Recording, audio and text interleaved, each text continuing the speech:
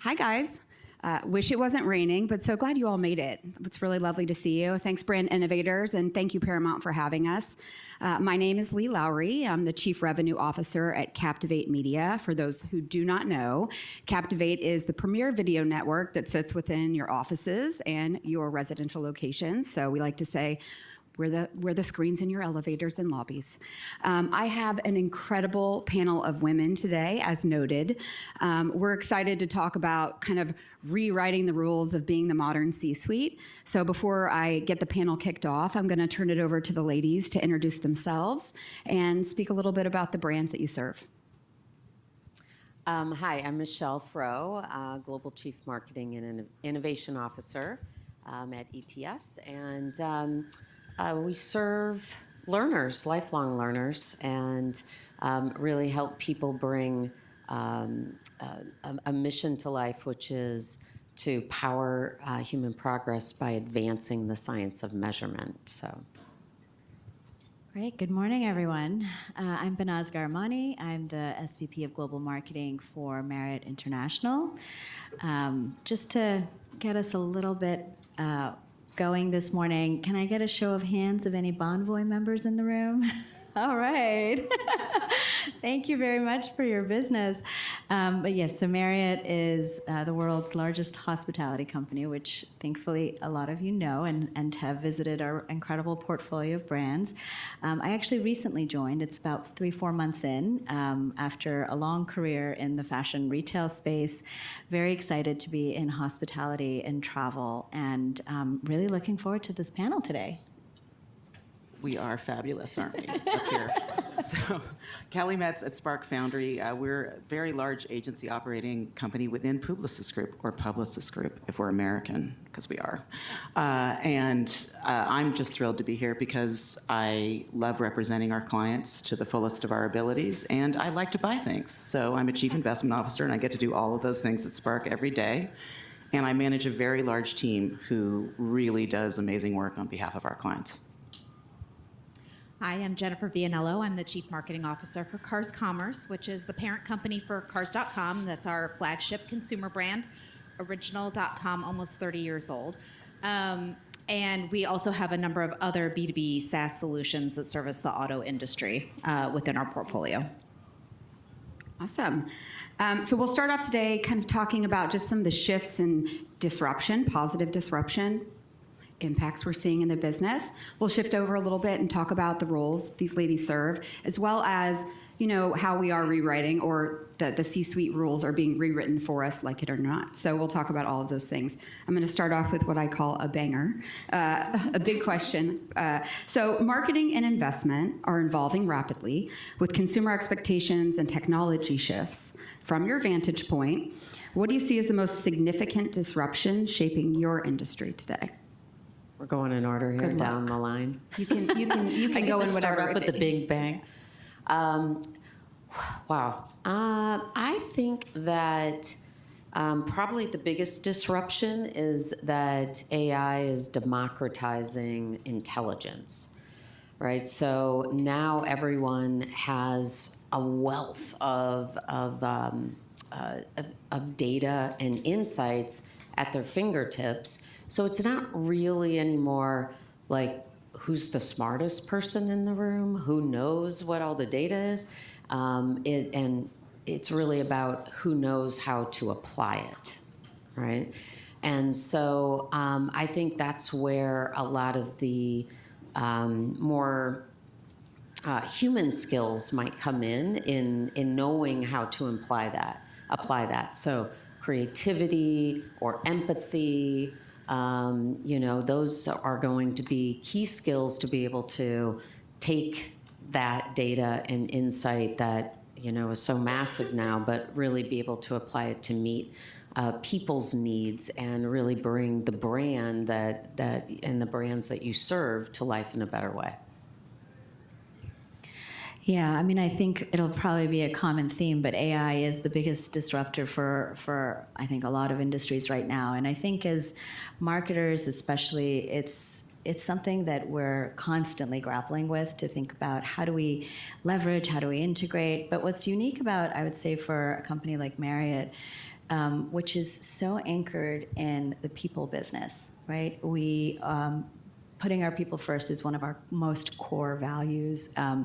The human experience, the way that we interact with people in each of our properties still is a priority for us and will always be core to the brand, but it's how do you leverage AI to really drive enablement so that it frees them up to do the human interactions that actually matter most for our customers and our members.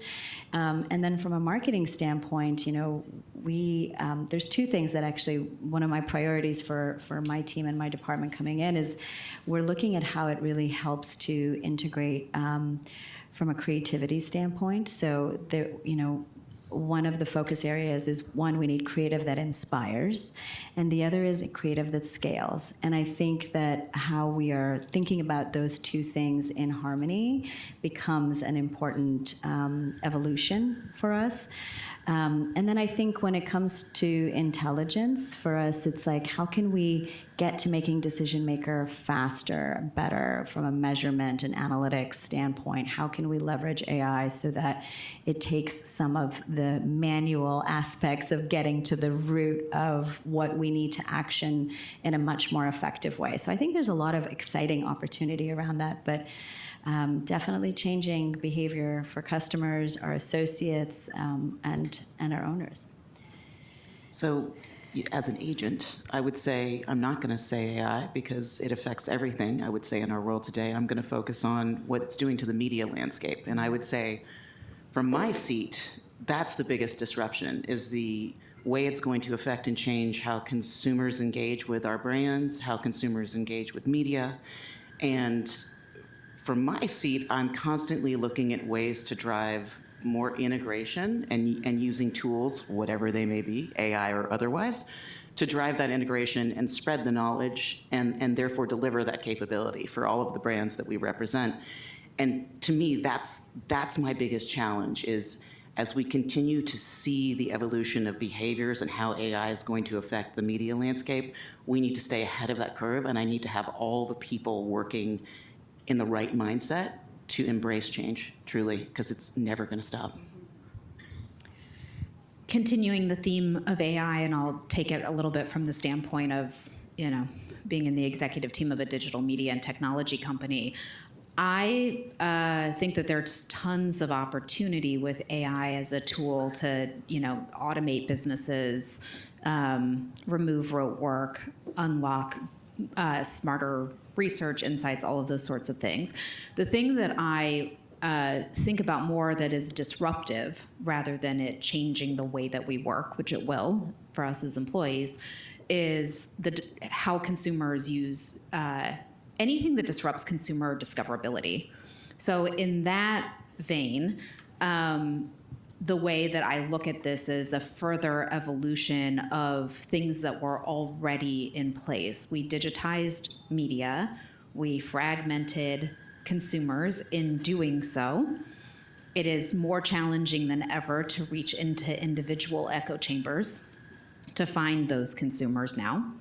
And that's going to get more challenging, especially for the digital ecosystem that's highly dependent on search and social that have been kind of stable for a little while, particularly the search landscape, and that is becoming destabilized. So anything that kind of destabilizes the duopoly, which is where we are, is going to be an interesting ride for the next couple of years. Great. Behnaz, I'm going to start with you on this next question. Hospitality is inherently personal. How does Marriott, from a brand marketing perspective, really meeting travelers where they're at on those expectations around personalized experiences and personalized marketing? Yeah, I think that's actually what's great about hospitality. I think that's what people really appreciate, is when someone anticipates your needs, right? Like, they know your favorite pillow, they know where you want, whether you want a king size bed or not. And I think hospitality has done a great job with personalization of some of those aspects of it. But from a marketing standpoint, we're really looking about how do we serve up the content that you are most likely to be responsive to based on the types of trips and destinations that you are really seeking. And you might be at a given time looking at many different things. So like, for our consumer, we know that they're coming to us for travel. They're going to conferences and they're going to meetings across the country, but then they're planning trips with their families as well and wanting to do their holiday vacations. And there's so many destinations and trip purposes that they are really thinking about at any one time. And how do we ensure that we're able to personalize the content and the messaging that's going to be most relevant for them in that moment, while we're still trying to, we have so many brands. We have over almost 40 brands in our portfolio. We have 9,600 properties in our portfolio, and we're in 143 countries. So we don't want to be just bombarding you with all these different messages about what we have. We really want to personalize it to what matters to you and what's most relevant to you. And it's, we're really thinking about how do we get a more audience-led strategy in terms of like really putting the customer at the heart of that journey versus just the brand and the company at the center. So that's a constant evolution, but I think that shift of really staying close to the consumer and serving our consumer is key to the success of how this brand will connect. I was telling Behnaz this morning, I was at the Moxie, very excited that there was an umbrella waiting for me as I walked out the door. So I appreciated that customer at the center experience for myself this morning. Okay, I'm going to move to Kelly. Big question, Kelly. As the Chief Investment Officer, you sit at the intersection of media, data, client expectation, delivery. How are you rethinking media investment models for the future?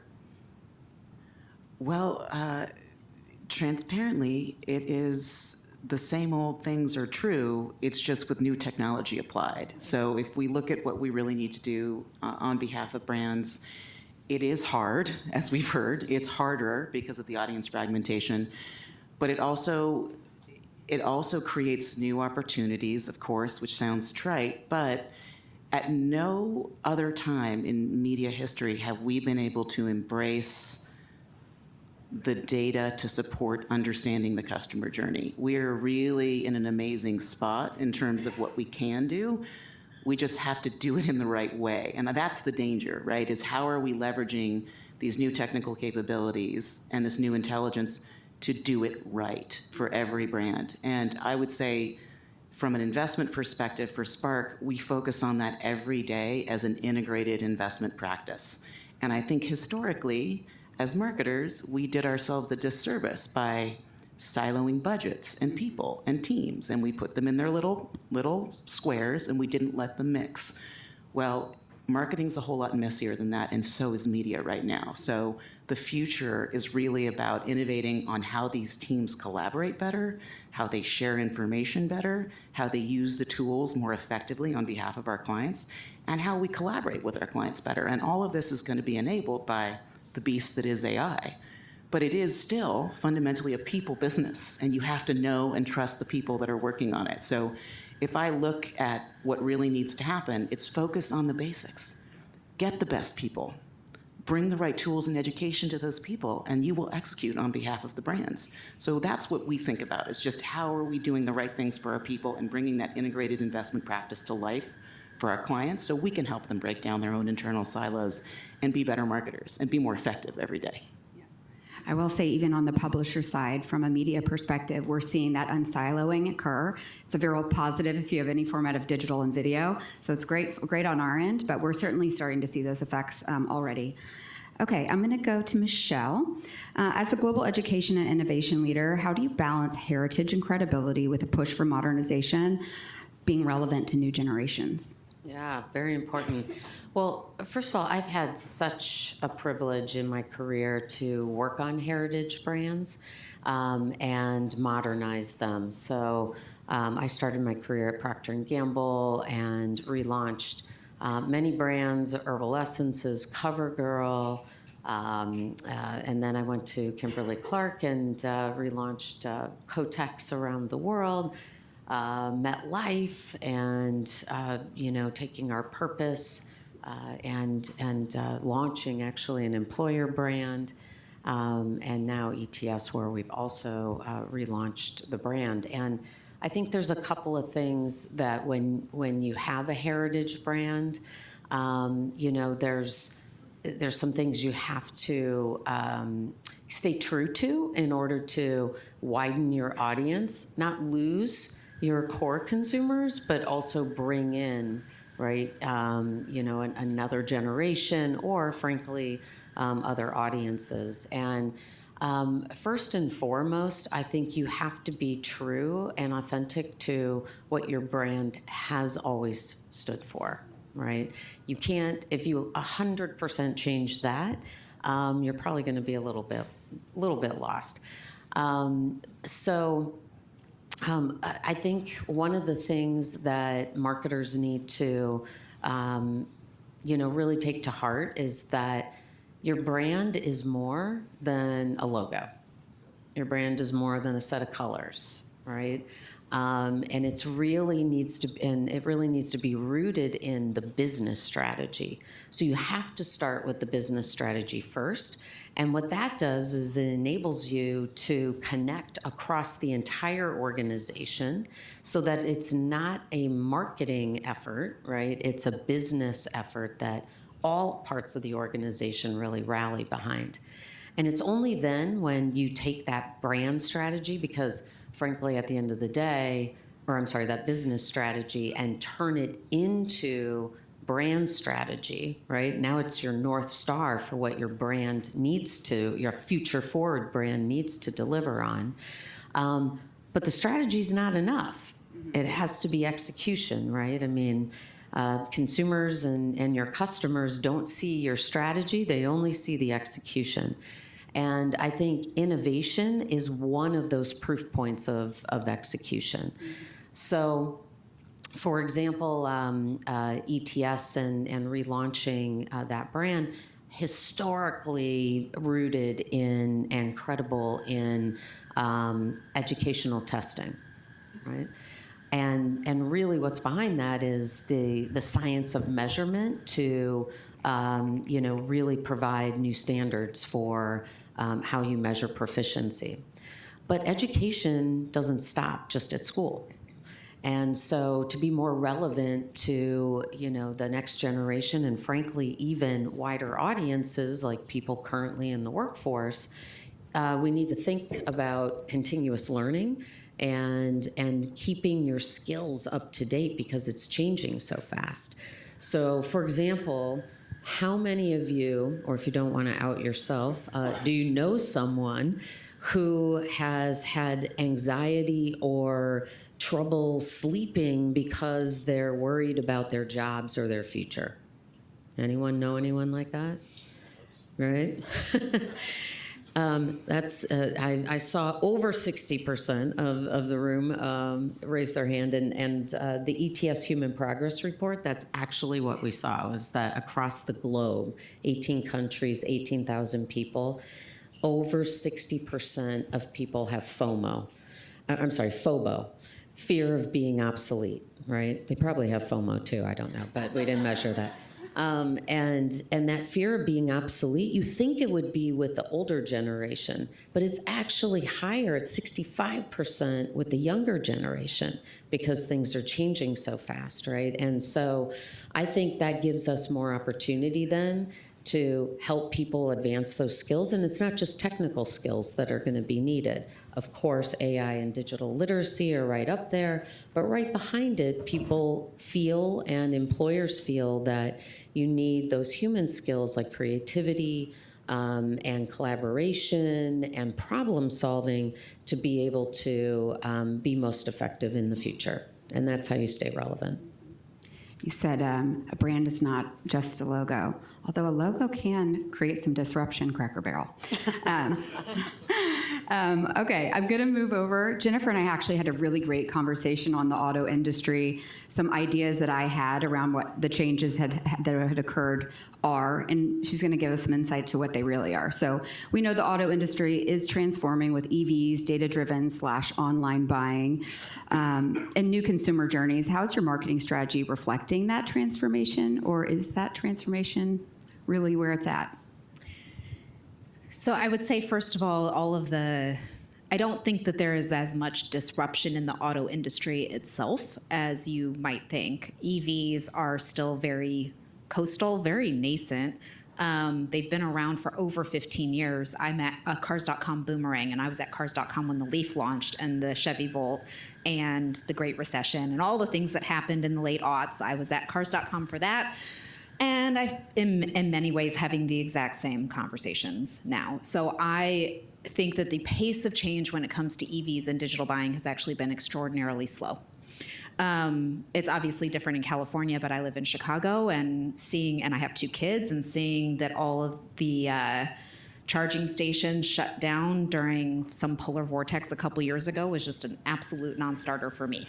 So there is a real challenge challenge there when it comes to infrastructure that I don't think is necessarily changing as fast as you might think, or as fast as the automakers thought that it would. What has been true since the inception of Cars.com and well before that is that consumers are not loyal about what they're going to buy, when they're going to buy, or where they're going to buy it. And they don't necessarily trust the ecosystem that is automotive, from the OEM on the way through to the car dealer. So what they are looking for is unbiased information first and foremost, and especially for women, but true for everybody, the number one motivator around selection is feeling like you're not getting taken. That's the single biggest deselection barrier, which is exactly why Cars.com exists. So going back to brand heritage, we exist to create that transparency, to provide that consumer utility, to help them make choices that they feel comfortable and confident about. I don't think that is changing. I think that consumers want to spend less time in the dealership, and that remains true and has always been true. But it's still a very tactile experience. It's still a very, very expensive purchase. Second most expensive purchase that anybody's going to make in their life. And what we've actually seen in a lot of our research, there was a period of time where everybody thought that, Gen Zs were just going to buy all their cars online. A car is not shampoo on Instagram. I have wasted some money on shampoo on Instagram. I have maybe wasted money on a car, but not because of Instagram. And it's not an impulse purchase. It is a highly considered purchase. And first-time car buyers are just like first-time homeowners. They need that hand-holding. They want to do more of the process online. They want to sit in the dealership less doing the financing process, but they still need to test drive. They still need to bring a car in for service. They still need to feel like it's a relationship type of purchase. And so I don't think that any of that is changing. The question, like I said earlier, about how is that changing is more around how are consumers discovering and making those decisions, and what is our role in that ecosystem. But it is an incredibly complex purchase process where the consideration set tends to expand rather than contract, and it's really the only category that's like that. It's also the only category really where people are only ever in market every 5 to 7 years, and so they've got to relearn the category every single time. So it's some sort of crazy hybrid between buying a house and buying an appliance, and that I just don't is not going to fundamentally change. Thank you. Kelly, I'm going to start with you. We talked a little bit about disruption and really the constant change that is what the modern C-suite is dealing with today, I would say since probably 2020. As a leader, how do you keep your business focused yet agile? And to that point, is there any rewritten rule or rule that we're rewriting today as a C-suite? What's changed? Well, I think the single biggest disruption everyone up here and in the room experienced was the joy of COVID and having people work from home, and now adjusting to a world where we don't want them to work from home anymore. We want team building, we want camaraderie in the office, and we have an entire group of humans that work for us that don't really want that or are not necessarily embracing that opportunity. And I would say that that is the biggest challenge maybe everyone faces in leadership right now, is that middle management layer and how we move them forward when we lost all that time with them, truly. And I think that that's where I'm going to focus the majority of my time, is just making sure that those people can advance and grow. And I think that's probably the rest of what we're all up here probably facing that as well in our own organizations. From a leadership perspective, I would say I never really thought there were rules. So I generally sort of fit the mold, I would say, of what we consider modern leadership. When I speak, I'm authentic. I don't make stuff up. I mean what I say. I do what I say I'm going to do. The basics of building trust. It's how we pass that on that I think is going to make the biggest difference going forward, because we have a lot of gaps in the middle that we need to fill in. Love that. Behnaz, do you want to answer that question? Yeah, it's the amount of disruption I think that we are experiencing as leaders and having to lead teams is, I think, somewhat unprecedented, right? But it is also becoming very much the norm. So one of the big shifts, you said it probably started around COVID, but it's even more than that. I think that it's interesting. In the fashion space, I had become accustomed to change, because there's always a new designer that comes in, and when a new designer comes in, you kind of keep the tenets of the brand, but you reinvent. You're constantly reinventing the same brand. And as marketers, we're constantly reinventing our brands, making them relevant to consumers. And I feel like as marketers, change has been very much a constant. But as we're now leading teams through the amount of change and disruption and uncertainty and volatility and macroeconomic climates and political landscapes, there's so much that we're navigating at the same time, that I think one of the big things that I really try to impart on my teams is that it's not final. The work is never done, and it's going to be a constant in our world, and we have to be able to lead through change, lead through disruption. And what's interesting is, when I was onboarding into the company, one of our core values at Marriott is actually embracing change. A little known fact: the company actually started as a root beer stand. So that we're almost 100 years into the history of our company, but the company started as a root beer stand, selling root beer to travelers who were hot in the DC sun. And it evolved many, many times. It evolved not only into hotels and hospitality. At one point, there was also, we now have yachts. We've evolved into so many other things, and it continues to embrace change. And I think innovation at the heart of that, and the disruption that we're seeing at the heart of that, is your ability to constantly embrace change. And we actually have something that's really interesting. In our headquarters, the ceilings are not fully finished, in that you still see some of the piping. It has a little bit of an industrial vibe, and that was done intentionally as a way to remind employees that progress is continual. The work that you're doing is continual. It's iterative, and you're constantly trying to evolve to that. And we're going through a lot of transformation to constantly innovate and create. And it's a reminder, especially for, as you were saying, the younger generation, the mid-management, where change is very uncomfortable, right? We have to get people comfortable with the uncomfortable, and then leading through that so that we can keep growing and moving forward together. And I think that's become a new skill that, as leaders, we are going to have to constantly be able to evolve and teach our teams to continue to move with. I'm going to move to our last question, because we have 3 minutes left, and I want everyone to answer this. Just on a light note, I love to hear from women leaders. Well, first of all, let me say one thing. Kelly does lead with authenticity and obviously is a great leader, because as soon as I posted that I was doing a moderation of a panel with her, I got about 80 emails from people who loved working for her at her last place. So let me just say that. But I did want to hear from each of you, leaving on a light note, looking ahead. What's one piece of advice that you would give a rising leader today? And I'm going to start at the end and come down this way. Can I say two? You can say whatever you want. Okay. So first of all, what I would say is that the goal is not some sort of career pinnacle. The goal is to avoid being broke and bored when you're 90. And so in that sense, I love everything that Michelle said. That is my North Star, right?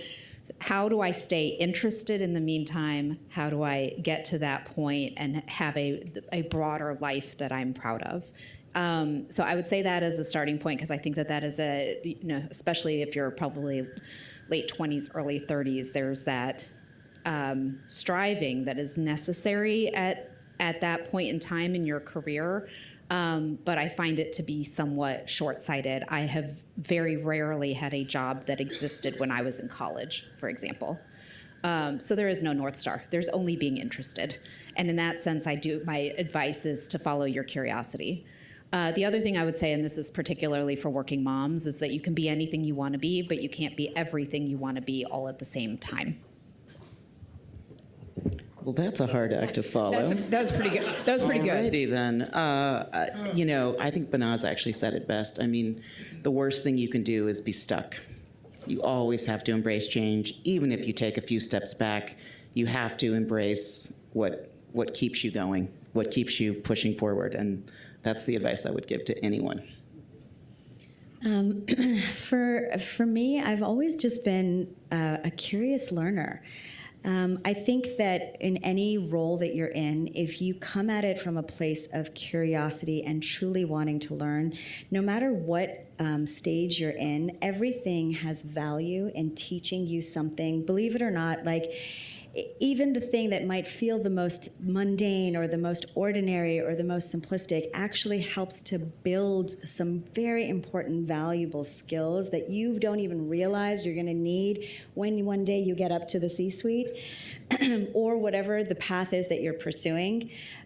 So I always try to come at it from a place of curiosity and learning and thinking about what are my strengths, what am I good at, what do I need to learn, and constantly putting myself in positions. And I give that advice to anyone who is trying to advance in their career and forge their path, is to what are the tools in the toolkit that I need to be able to then leverage in wherever I want to go to next. And approaching it that way. And as it pertains to how I work with my teams, too, I really believe in the power of teams. You're only as strong as your team, and I really try to supplement with the best talent in the work that they are doing, to supplement in all the areas that I know that they will be better than anything that I could potentially do. And it's really about unlocking that potential for people and giving them that path to grow. Well, it sucks to go last, because that's what I was going to say. But I'll try and change it up. I was going to say that, my advice would be to stay curious and chase experiences, not titles.